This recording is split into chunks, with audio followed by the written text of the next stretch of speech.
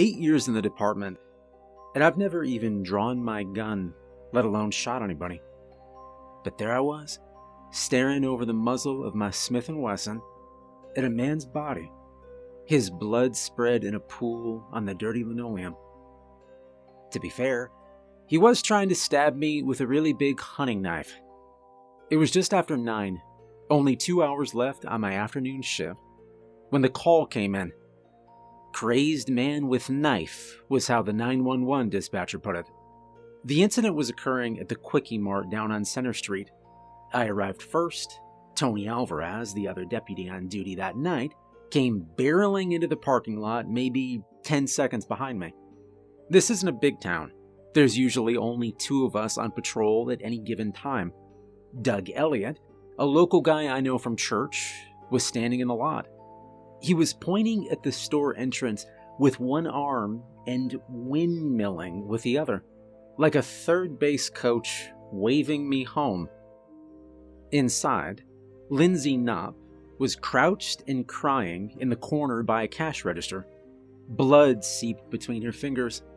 Her hand was clamped down on a nasty gash running half the length of her forearm. And in front of the counter was a man I didn't recognize.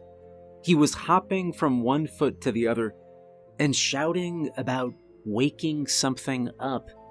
What really drew my attention, though, was the huge hunting knife that he was waving in the air. It was stained with blood. Probably Lindsay's, I thought. "Whoa, hold on there, fella," I said, one hand motioning for calm, while the other hovered near my pistol. "All right, how about you put that knife down and we talk about whatever's got you so upset?" It was the best I could come up with off the cuff. Verbal de-escalation, it's never been my strong suit. "We woke it up," he said. "Don't you understand? It's awake." Now, he didn't look like the type of guy who'd go on a rampage like this. Seemed pretty normal. I mean, other than the giant, bloody knife. He was clean-shaven, with neatly trimmed brown hair, clean clothes, and he was wearing a dark blue windbreaker with a Fortean Global logo on the left breast. Now, I didn't know anything about Fortean Global. All I knew was that they were the outfit that bought the old Ogden mine in the foothills behind the town. The guy looked exactly like what you would expect some middle manager in a big corporation to look like. Except for his face. The only words that came to my mind to describe it are gleeful malice.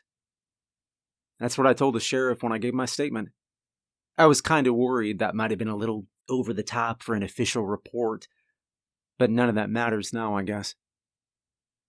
"Well, no, I don't understand," I answered him, trying to be all calm and soothing. "But, I tell you what, if you put that knife down, you could explain it to me. Maybe we could even get some coffee or a raspberry icy, something." "I am the messenger," he shrieked, and he lunged at me. The knife arced down towards my head. Now, I have no actual memory of shooting him. One second I was watching that blood-stained knife coming straight from my face, and the next I was looking through a haze of gun smoke at the dead body.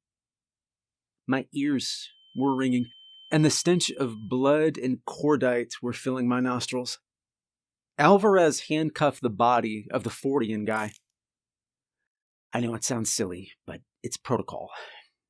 Once the perp was secure, Tony checked for a pulse. After 30 seconds or so, he shook his head and went to check on Lindsay. The first aid kit under the counter didn't have much more than Band-Aids and aspirin, so we bandaged her wound with feminine hygiene pads and duct tape he found on the store shelves. While he did all of that, I just kind of stood there. I don't think I'm really cut out for this job. My ears were still ringing from the muzzle blast when Sheriff Jenkins arrived on scene. He had to shout for me to hear him. He'd gone off duty hours ago, but he was still in uniform. "Well, sounds like it was justified," he said, once he had eased into my field of vision and gotten my attention. It's not a good idea to startle the dazed guy while he's still holding a loaded gun. Huh? Sounded like he was talking to me underwater. "I talked to Alvarez," he said, speaking loudly and enunciating each word. "He says it was a righteous shoot. Same with a witness outside. Course, I'm sure all that will be backed up by the store surveillance cameras. Investigation shouldn't take long at all, but until then, I will need your duty piece," Sheriff Jenkins said, pointing at the gun hanging loosely from my fingers. "Careful now," he warned as I handed it over. I noticed my finger was still inside the trigger guard. Hey, Sheriff? Tony called from where he was kneeling beside Lindsay. "She's gonna need stitches. EMS should be here by now, but I can't get dispatch." Something else our town was too small for was a hospital. There was an urgent care on East Main Street, but all they really did was write scripts for antibiotics and pass out cold compresses. Besides, they closed at 5. For anything more serious or after hours, you had to go to the ER over at the river at Crestview Memorial in Chicago. It was only a 15-minute drive or so it's not enough for people to get too worked up over. "Try your cell phone, then," the sheriff suggested. Tony held up his phone. "I already did. No service. It's the damnedest thing. It was all working just fine a few minutes ago, but now, bupkis." I checked my phone, mostly because I needed something to do with my hands. My display also showed no service, and I was down to 11% on my battery. By the look on Sheriff's face, he didn't have any service either. The sheriff held up a finger. He then strode around the counter and tried the landline beside the cash register. He listened for a moment, and then tapped the disconnect button several times. He shook his head. We had no way to communicate with anyone beyond shouting distance.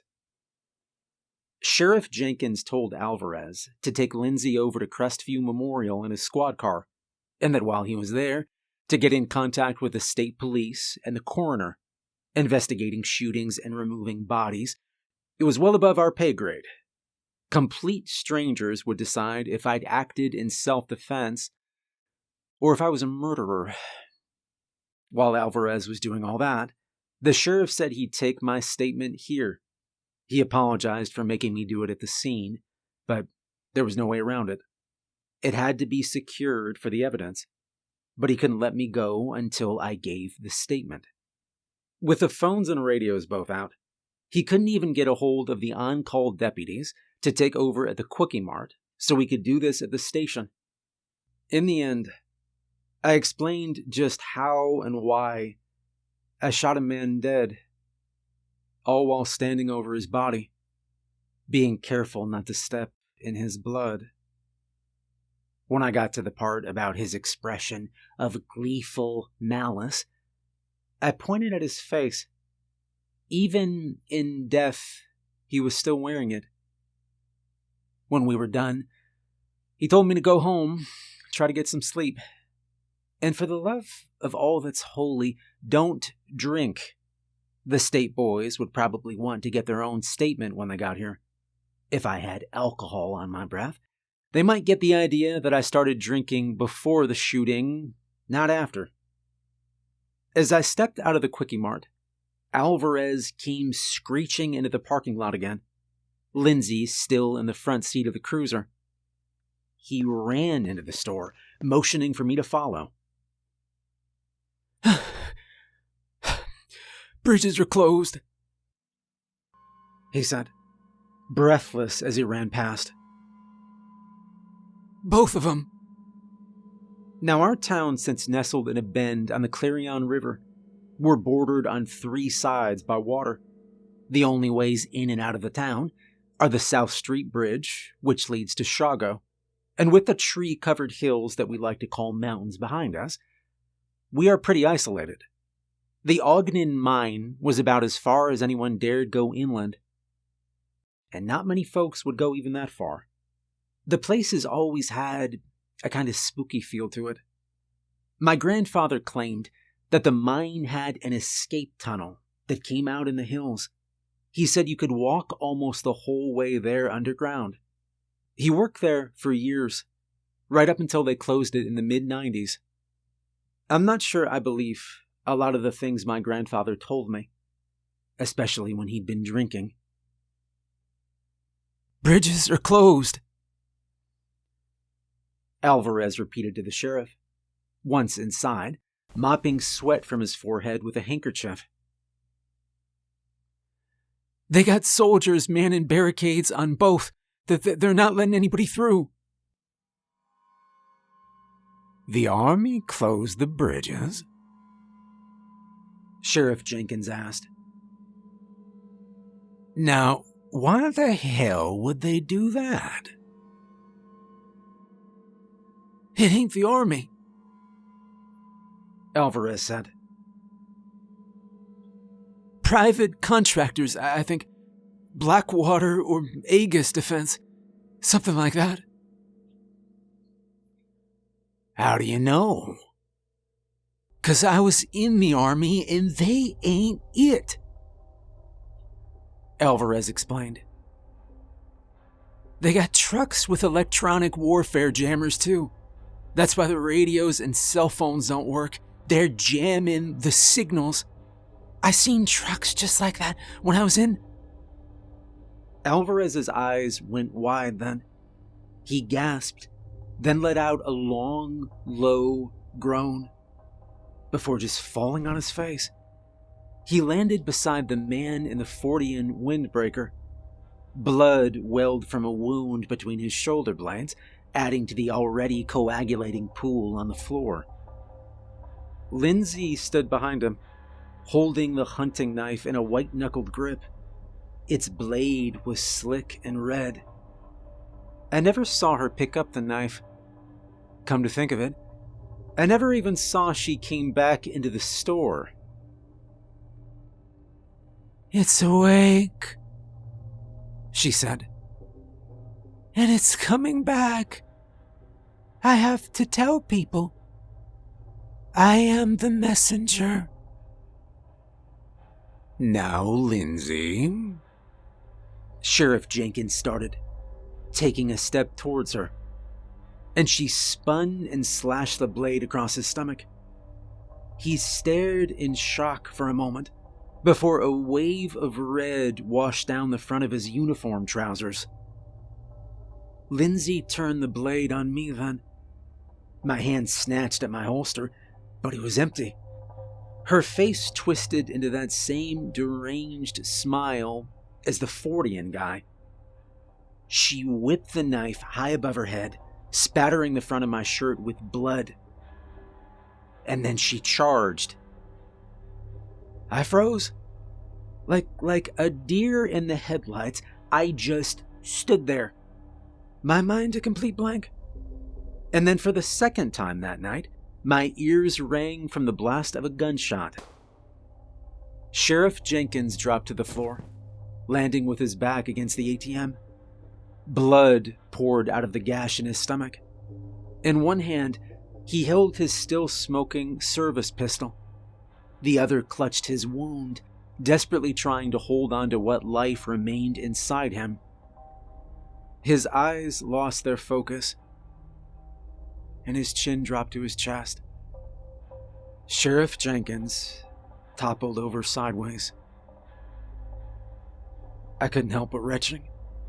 I can't be sure how long I stood there in a puddle of my own puke. I was surrounded by dead bodies, but my ears had stopped ringing. The sea of blood closed in around me, I leapt over the spreading pool in front of me, and I managed to stumble out into the parking lot. Heat slapped me in the face. My legs were shaking so bad, I barely made it up to the patrol car. And that's when I heard it. A voice from the sky. Attention. This area is under quarantine and has been placed on level 4 lockdown. An immediate curfew has been initiated. All residents are instructed to shelter in place. Violations of this order will not be tolerated. Deadly force has been authorized. A rectangular object hovered over the traffic light at the intersection of Center Street and Timble Avenue. It was a drone, and not the kind you'd find at a hobby shop. It was mounted with some kind of PA system. The drone moved off to the next intersection and repeated the message. Why were we on lockdown? And who the hell authorized deadly force? I climbed into my cruiser, and I headed for the South Street Bridge.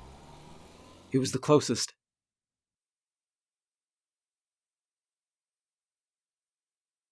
As I pulled under the bridge, a spotlight on the far end blinded me. I stopped and stepped halfway out of the cruiser. I squinted at the light, shielding my eyes. "Sheriff's Department," I said, pointing at my badge with my free hand. "What the hell is going on here?" You are in violation of the curfew order. You have 30 seconds to comply. Deadly force has been authorized, said the same amplified voice I'd heard from the drone. By who? I said back. Who authorized deadly force? 20 seconds. Whose authority are you under? I said. I tried for a stern, commanding tone, but I think I missed. There was some sort of commotion at the far end of the bridge. This time, the voice behind the spotlight wasn't amplified, but I could hear it anyway. Weapons free, it said. Orange light strobed above the river. It was followed a split second later by a sound like tearing cloth. Their drones were armed. The spotlight swung to my right, and it angled down toward the water. Illuminated in its harsh light was a bullet-riddled yellow kayak. It was clumsily spray-painted with hot rod flames, and a body sat slumped in the seat. I couldn't see his face, but it was TJ. I knew it was TJ Combs. I recognized that kayak. He must have been trying to escape lockdown. The kayak was taking on water through all the bullet holes. It rolled over and started to sink, and TJ's body floated free in his life jacket. The drone shot him another round of bullets just to be sure. I think it was then that I started to scream, but then the drone turned its gun on me. Bullets stitched across the hood of my squad car, smashing holes in the windshield. I was able to duck before the gun cut me in half, but just barely. The gunfire paused, and my flight reflex kicked in. I shot out from behind my cruiser. The drone fired 2 more bursts after me, and then it fell silent. Maybe the gun jumped or ran out of ammo, I thought. Maybe they were just trying to scare me off. Half a block down the street, I moved into a residential area.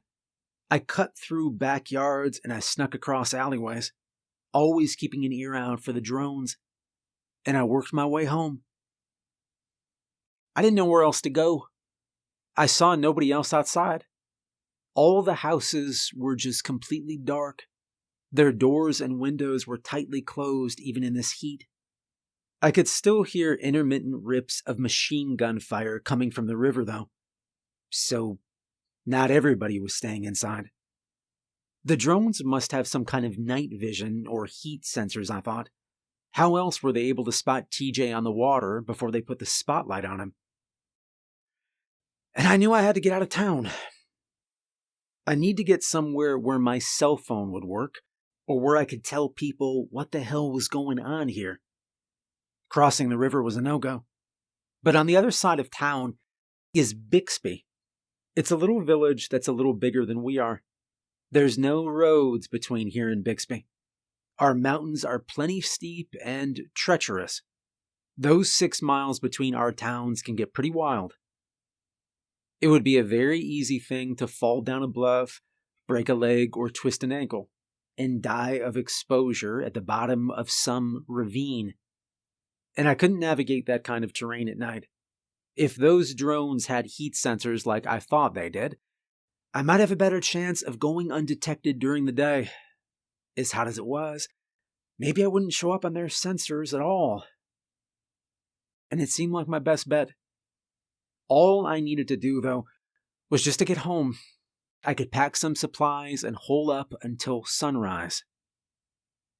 I cut through the yards between houses until I finally came out on my own street. I was just a few doors up from my place. In the glow of the streetlight, I could see my neighbor Jerry standing at the edge of our shared driveway. He was wearing a terry cloth bathrobe over pajamas and corduroy slippers. There was an aluminum bat in his hand. He was tapping it nervously against the side of his leg. And I didn't like the looks of that, but he'd already spotted me. So I decided to play it casual. "Oh, hey, Jerry," I said as I approached him. "Some night, huh?"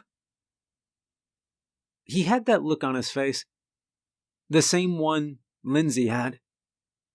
Jerry pointed the bat at the mountains rising up behind our houses. "They don't want us to leave," he said. Euclid Lane was on the edge of town. On our side of the street, all the backyards bordered a field overgrown with scrub grass and a few maple tree saplings. Beyond that field, heavily wooded bluffs rose into the mountains that separated Riverbend from Bixby. Near the top, I could see an orange glow fanning out across the face of the hills. A spark dropped from the sky.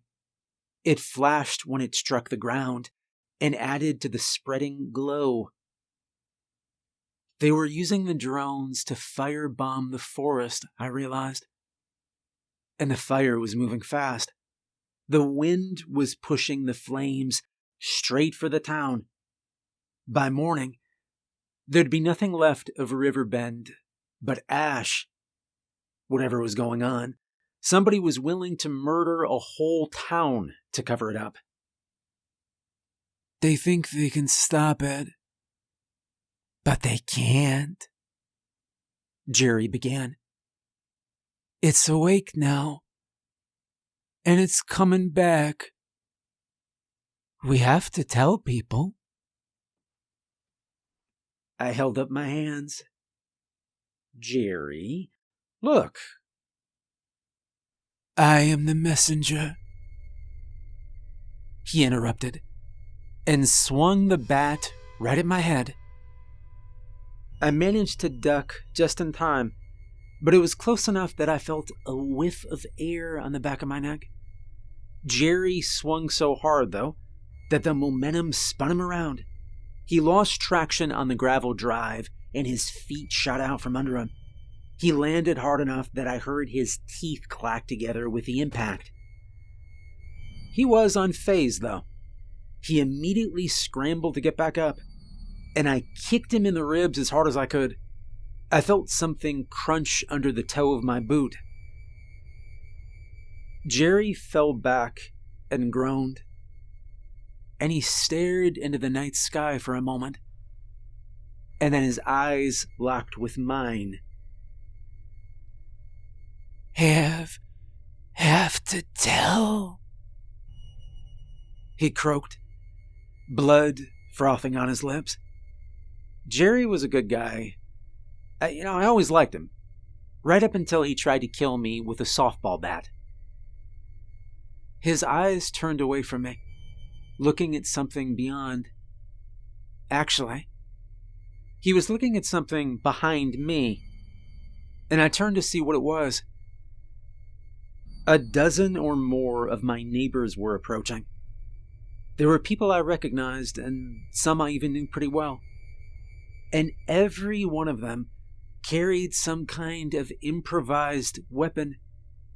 Garden tools, kitchen implements, sporting goods. I saw Amy Freeman waving a garden weasel around like she was trying to swat flies. Drew Austin was also in the crowd, a butcher knife in each hand, and so many more knives tucked into his belt that if he bent over, he'd cut himself in half. Tom McReady had a pump shotgun with a ridiculously long barrel that he used for duck hunting. And they all had that look. Tom racked the side of his shotgun, and I ran. I had to jump over Jerry, who was coughing up gobs of bloody spittle. I darted between our two houses. It was the only direction open to me. Crossing the overgrown field behind my house, it was like one of those nightmares where you're trying to run from something, but your feet feel like they're sinking into mud. The waist-high scrub grass wrapped around my ankles with each step. Yells of, "I am the messenger," let me know that they were close behind. I didn't need to look back. It seemed like every time I heard those words tonight, somebody was trying to kill me. When I reached the far end of the field and started up the wooded slope of the mountain, the sounds of pursuit had fallen off. After all, I was running towards the fire. Maybe they figured I'd wind up killing myself and save them the trouble. I had something else in mind now. I just hoped that story my grandfather used to tell was for real and not some tall tale. He never talked much about his days as a miner, but every once in a while, when he'd been drinking, he'd tell the story of the time he got lost in the old part of the mine. "The darkness will whisper to you down there," he'd just blurt out after his fourth or fifth drink. "It's a dreamy voice, a talking in its sleep kind of voice, but it'll tell a man things he ought not know." He'd go on to explain how he got separated from his crew. He'd tell everyone how he wandered into the old part of the mine. He knew it was the old part because there were tracks on the floor for mine carts, and they didn't use those anymore. It was more efficient to haul the coal out on conveyor belts. He'd lean forward and tell me about feeling a puff of breeze on his cheek. He followed it until he found the escape tunnel. At this point, Grandpa would pour himself another drink and tell how he walked 6 miles underground to emerge on a bluff overlooking Bixby. "If you ever get lost down there," he'd finish, "find your way to the old mine and bear as far right as you can. Once you feel the air on your cheek, follow that tunnel up and out. Just don't listen to the darkness. Don't listen to it whisper."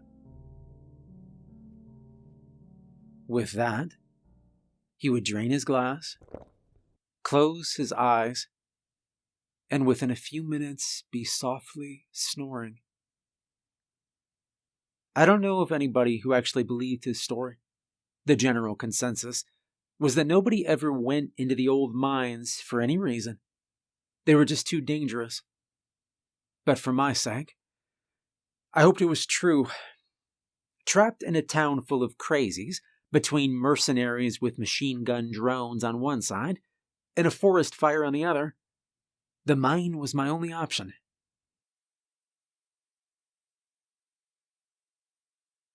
So I scrambled up the hillside. I lunged from one tree trunk to the next to pull myself over the rougher parts.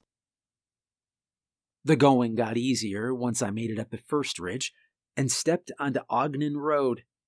It's a 2-lane blacktop leading back to the mine. I was able to jog a good way until the smoke coming down off the mountain, it got too thick. And by the time I reached the parking lot at the mine entrance, my uniform was soaked with sweat, and my body was trying desperately to cough up both my lungs. Up until Fortean had bought our property, our department would come up here twice a week to check for vandalism or signs of intrusion. Several months had passed since the last time I'd been here, and a good bit had changed. The formerly cracked and vacant parking area had been resurfaced. It now bathed in the glow of portable area lights. Office trailers were arranged in a horseshoe around the entrance. A few late-model high-end SUVs were clustered at the far end of the lot, and everything was emblazoned with the Fortean Global logo. There were bodies as well. 3 of them. All of them were wearing chinos and windbreakers, just like that guy at the Quickie Mart. And all had met very violent ends.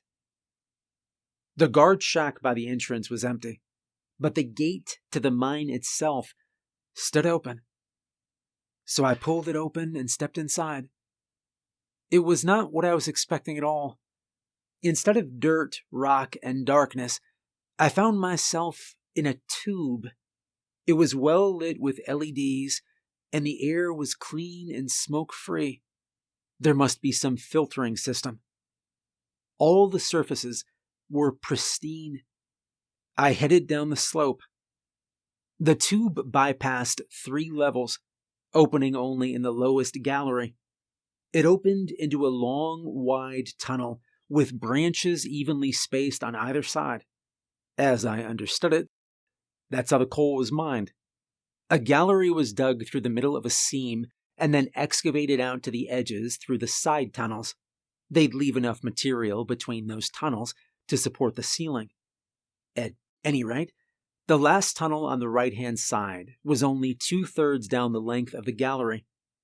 Directly in front of it was a low, brightly lit platform. There was no rumble of generators, and I had to wonder where the power came from. On the platform was an array of consoles, computers, and what I can only guess were some sort of sensors. Everything was oriented towards the last side tunnel. The thought crossed my mind that I could just stay here. I could hide until the fire burned out, but it was pretty obvious that those Fortean people had put a lot of effort into this place. They'd be coming back to reclaim it. Besides, I needed to tell someone what was happening here. That side tunnel, it seemed like my best bet. The tunnel was dark. Even though the sheriff took my pistol, I was still wearing my duty belt. I had a palm-sized but insanely bright flashlight clipped between my handcuffs, and clicking it on, I moved forward. Maybe 50 or 60 feet deep, the tunnel had been closed off with a thick wall of Lexan. There was a keypad-operated door in the middle, and a sign beside read, "Authorized personnel only. Level 4 psych hazard protection required beyond this point." Another body lay on the floor.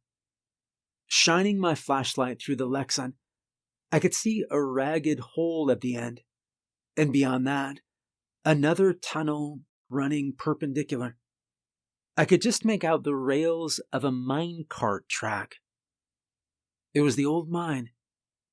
All I had to do was get into that tunnel, work my way to the far right, and then follow the air current to the surface.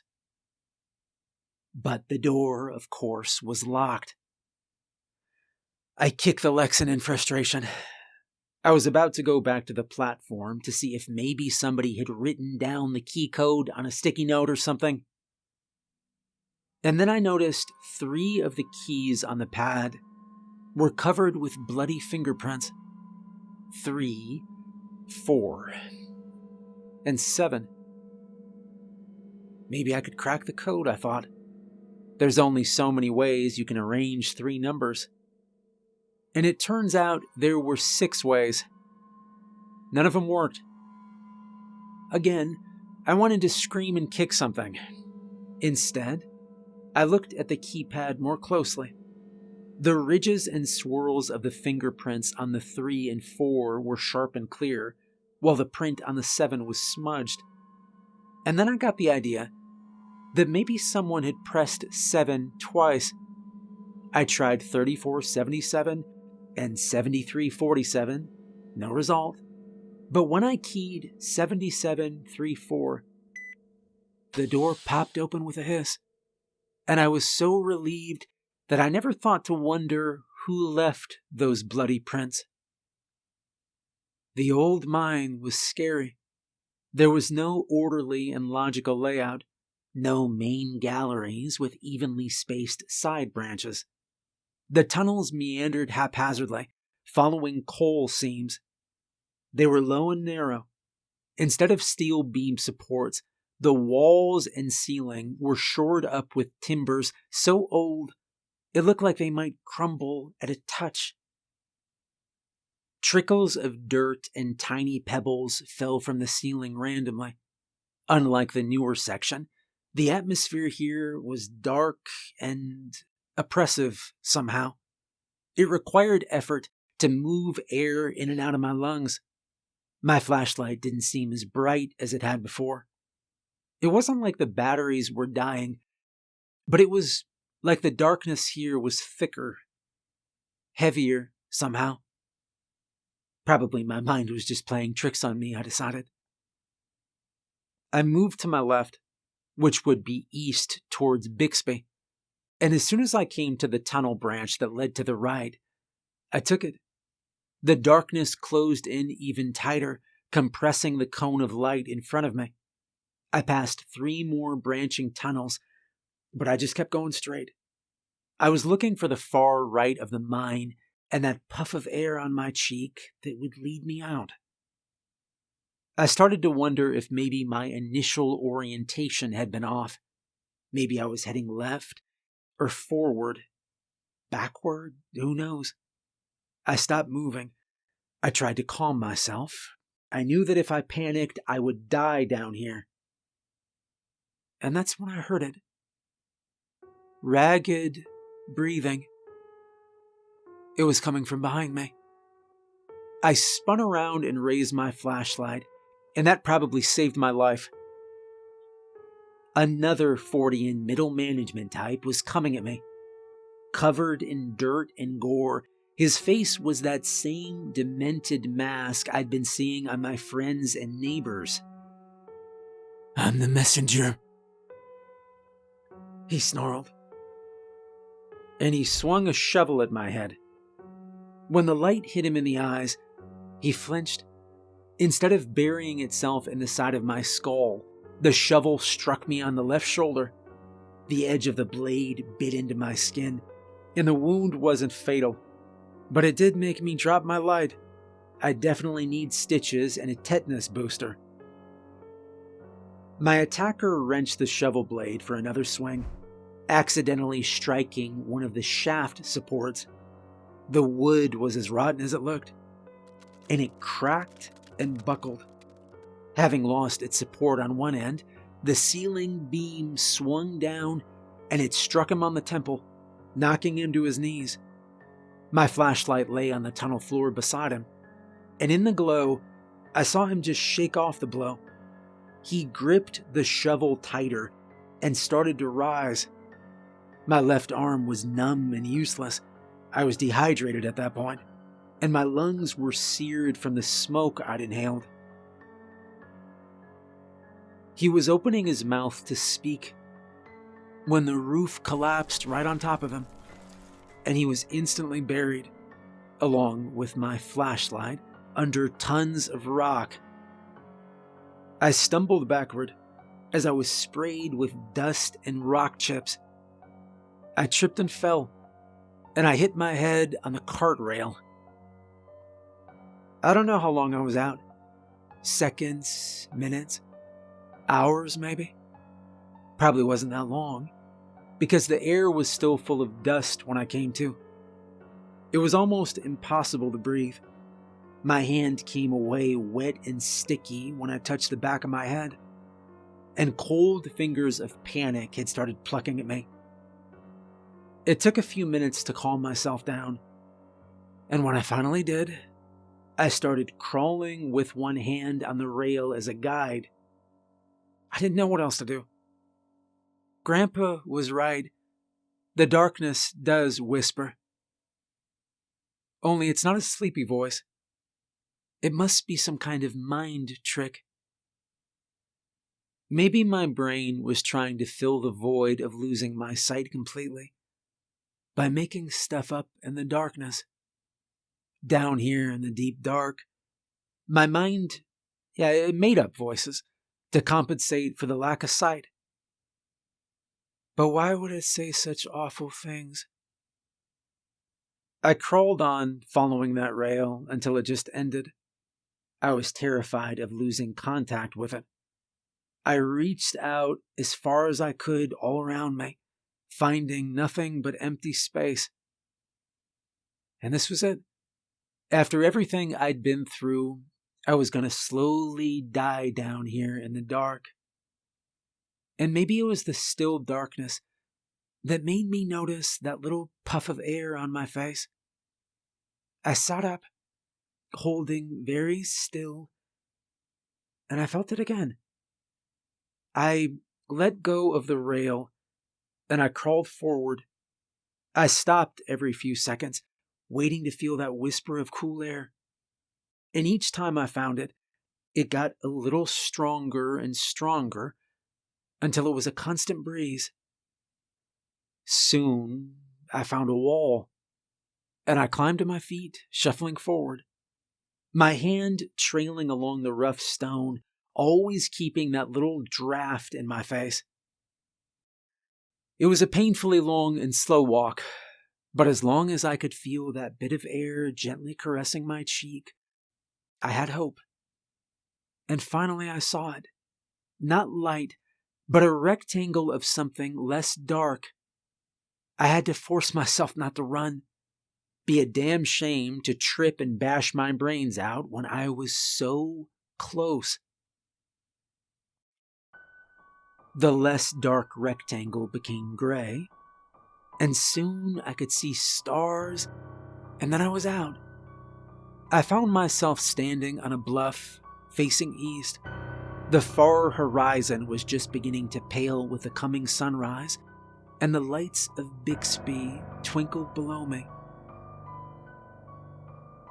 The town was maybe 1.5 miles away, and the walk would be downhill.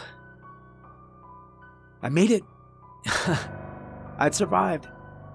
And now I could tell people what was happening in Riverbend. That was the most important thing, to tell people. They had to know. It was awake. It was coming back. And I am the messenger. If you'd like to support the channel more, there's a link to my Patreon in the description. Huge thank you to all my patrons. I hope you enjoyed the story, and I hope you have a good night.